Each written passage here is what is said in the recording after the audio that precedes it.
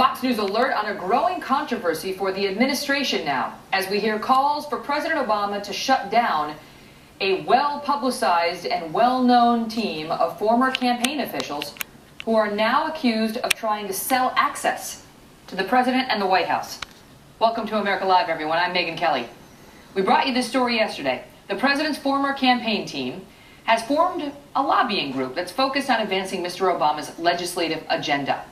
But to get the ball rolling, they recently sent out a fundraising pitch that sounded like they were selling access to the president. And the New York Times had a long report about this whole thing over the weekend. Here's the White House spokesman Jay Carney yesterday, fielding questions from Fox News White House correspondent Ed Henry. But you're not denying the point that was reported by the New York Times that even though he's for all those reforms, that if you give $500,000 or more to this group, you get access to the president. Again, the president, is that true? The president is engaged in an effort to pass items on his agenda, and outside organizations that support that agenda, like organizations that are environmental in nature and support aspects of the president's environmental agenda, or organizations that support his manufacturing agenda. Administration officials can meet with them, including the president. But the fact of the matter is, this is an independent organization that is supporting an agenda.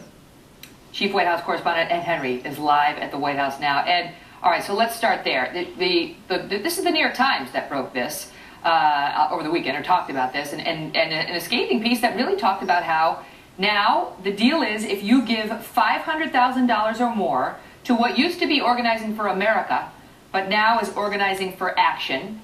It's got all the players, you know, Jim Messina, who's the other one? Stephanie Cutter and others are going to be consultants to it at the very least. And you're right, Organizing for Action. What action? Legislative action that the president is pushing on gun control, immigration, and other issues. So when Jay Carney in that clip just said this group is independent of the president and his people and his agenda, that doesn't sound exactly true when you hear and look on the organization's own website, and they say that they're promoting the president's agenda, not that they're independent of the president. So on that important point about what the New York Times reported was that for $500,000 donation to this group, they claim you will get access quarterly meetings with the President of the United States. That sounds like selling access, and that's why today the new development is that Common Cause, not exactly a conservative group, came out today and didn't just say reform this. They said shut this group down. They are now urging Jim Messina and other top Obama campaign officials who are now running this outside group to actually shut it down altogether. It's a 501c4, a nonprofit group, and they say that this is going to be flouting the rules and is not something that should move forward. Let me just jump in. Wait, let me just jump in, because the New York Times does report that, okay, so not only do you get, if you give $500,000 or more, you get on a national advisory board for President Obama's group. Okay, so now you have that access because you're on this board, so you get to ba-ba-ba in the ears of all these people who have the president's ear as often as you want. But you also, in addition to that, get the privilege of attending quarterly meetings with the president himself, along with other meetings at the White House. Now, President Obama has railed against this sort of influence peddling that he always puts on the Republicans, but he's supposed to deplore this kind of thing. Has Jay Carney said anything more about it, about the actual access they're going to provide to the president himself?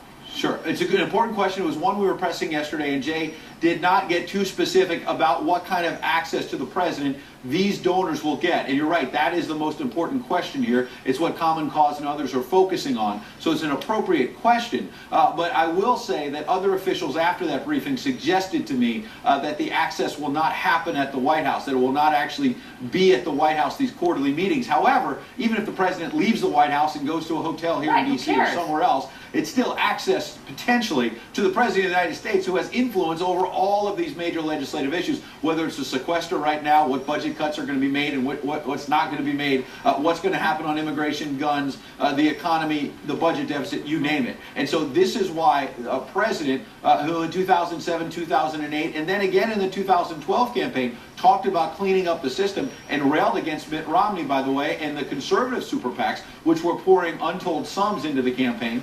Now they're getting questions asked about what they're doing with money on the Democratic side. All right, and speaking of money, the big story in Washington today is the sequester, which is the decrease to the scheduled increase we're going to see in spending this year. Still going to go up, just not quite as much. Everybody's apoplectic about it, even though both parties are to blame.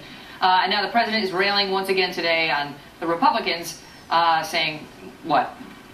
He basically said that their approach, his charge about the Republicans today was that their approach to dealing with cutting spending is a dumb idea, in his words. He's doing that in Newport News, Virginia. Just finished up his speech because that's where they do a lot of the shipbuilding for the Navy. And the president is saying tens of thousands of people in the Newport News area will end up being furloughed if these massive cuts end up going through. And it's interesting because the president followed up on his Homeland Security Secretary Janet Napolitano yesterday here at the White House, suggesting we'd be more vulnerable to a terror attack if these cuts go through. Today he was talking about defense cuts and jobs, and John Boehner responded to him pretty promptly with some tough and colorful words about what Senate Democrats should do. Take a listen to the President and Boehner.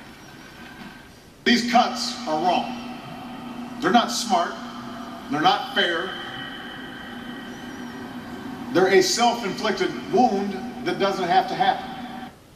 So for 16 months, the president's been traveling all over the country, holding rallies instead of sitting down with Senate leaders in order to try to forge an agreement over there in order to move the bill. We have moved the bill in the House twice. We should not have to move a third bill before the Senate gets off their ass and begins to do something. Some colorful words from John Boehner right there. Gives you an idea of the tone and tenor in Washington right now on both sides of the aisle. Suggests that with just 3 days ago, there's really no deal in sight at this point, Megan. It's always interesting because, you listen to the president over and over. It's wrong. It's bad policy. It's unfair. I mean, who in their right mind would have come up with such an idea? Oh, wait. It was you, Mr. President, and all those Republicans who are apoplectic about it now signed on to it too. They voted for it. And so it was the president's idea, his staff's idea, but you're right to point out both sides. Republicans like John Boehner, they're equally guilty, Ed. Right. Well, you said it pretty well. But, there's still a debate about whether it's true guilt, because a lot of people in this country think, look, there's going to be some pain that goes around, but it's the least of the pain we need. It's a teaspoon in the ocean of our budget. Not cuts, but and that is going to be one of the questions. The point you make there is that one reason why the president is suggesting all of this gloom and doom, because if some of these cuts go through and it turns out it's not that bad, that's going to give Republicans ammunition to say, look, you can cut spending and it's not as apoplectic as everybody's suggesting. Is that rain? I hear rain.